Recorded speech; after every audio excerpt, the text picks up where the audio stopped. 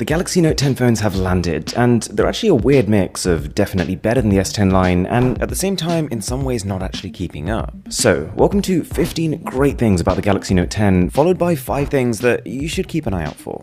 There are 3 models here, the Note 10, the Note 10 Plus, as well as a 5G version of that, which in itself is a pretty interesting move, considering that the Note used to be Samsung's single final flagship, but now even that is split into lower, mid, and higher tier. In the end though, it's more choice, so we can't really complain about that. You might remember that with the Galaxy S10, there was a bit of a delta between the performance of the Exynos version and the performance of the Snapdragon version. Well, with the Note, that's been at least compensated for, because they're powered by the brand new Exynos 9825, which is about 15% faster.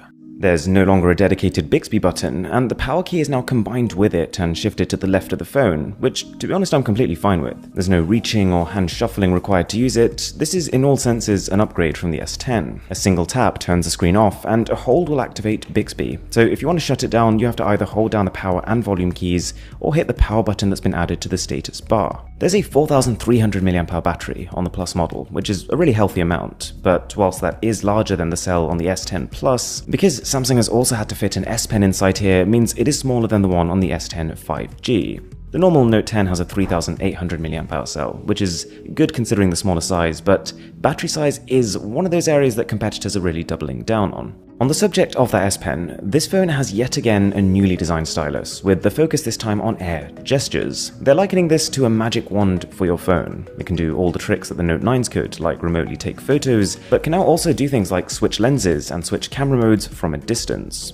To be honest though, even if it got better, I'm not sure it's something I'd actually use. Now, the phone feels good. It's got the same boxy style of past Notes, but with the lower density feel of the Galaxy S10 and good weight distribution, so I didn't feel like this was going to topple out my hands unlike some phones that are this large. The display on the Plus model is every bit as good as you'd expect it to be. It's a really similar quality 3040 by 1440 panel to the S10, but scaled up to a 6.8 inch size. You probably remember the day when a 7-inch screen was considered tablet-sized. We're pretty much there. It's also complemented by a really slick new dynamic lock screen wallpaper. It looks somewhat inspired by a bubble.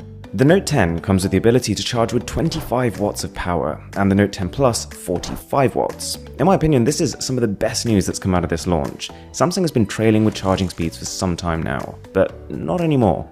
The camera setup on the Note 10 is pretty much identical to the S10's, whilst the Plus is pretty much identical to the S10 5G, and you could see this either way, to be honest. It's great to see that Samsung's best phone has their best camera setup, but at the same time it's hardly breaking new ground. The main sensor here hasn't changed much in years, although image processing has come leaps and bounds. That said, there are a couple of new bells and whistles here. You've got AR Doodle, which uses the new Time of Flight camera to let you draw in augmented reality, and I could actually see this being quite a lot of fun.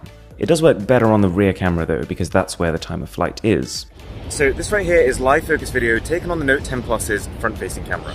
The rear camera is better for this, and there are other live focus effects, as well as just background blur. You can add a glitch effect like this, and it comes into effect when you're close enough to a subject. You've got audio zoom, which uses 3 directional microphones to focus on only picking up audio from the source that's in frame. So if I were using my ultra-wide lens and capturing everything, I'd pick up a lot of noise, but then if I started zooming in on, let's say, a car in the distance, the audio would shift to highlighting the car's sound. I'm relieved that the phone inherits a lot of the perks of the S10 line. You've got Dolby Atmos 3D surround speakers, IP68 water resistance, you've got wireless charging and wireless reverse charging, as well as micro SD card support on the larger phone. Oh yeah, and speaking of storage, they both have a ton, with 256GB options on both, and a 512GB option on the Plus. The Note 10 Plus also comes with twice the RAM of the Note 10, 12GB versus 6, making quite a significant delta in peak multitasking performance. You know, when you usually get a Pro model of a phone, you might get 2GB of extra RAM or 4GB, this might just be the largest difference I've seen. Also, the last thing I'd say in terms of real positives here is the screen to body ratio. This thing is almost all display, and the tiny punch hole in the center doesn't really take too much away from it.